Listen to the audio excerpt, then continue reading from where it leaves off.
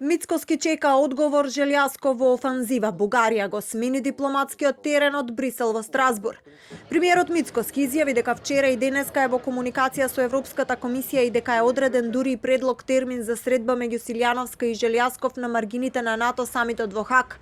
Сепак, последниот збор го има Софија за реализација на идејата на председателот на Европскиот совет Антонио Кошта. Имаме комуникација со канцеларијата на Европската комисија и вчера и денес. Се уште немаме повратен одговор, има предлог термин, така што да почекаме да се изјаснат од бугарската страна.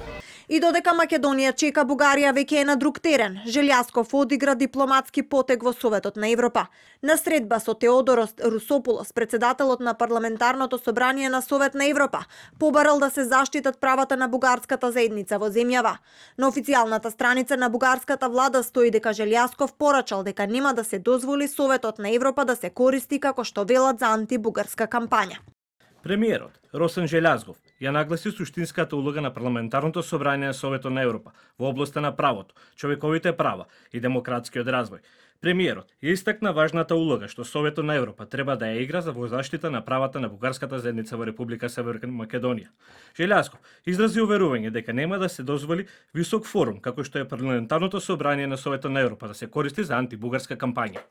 Вчера шефицата на државата Силјановска изјави дека очекува европска креативност за деблокада на евроинтеграциите и дека е спремна да разговара на ниво председател премиер со Желјасков на маргините на НАТО самитот.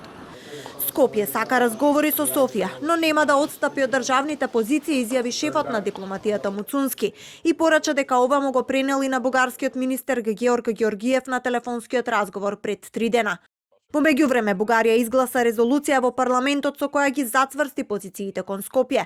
Георг Георгиев и официјално му е пренел одлуката на Муцунски, а истата и беше врачена и на македонската амбасадорка во Бугарија Агнеса Руси.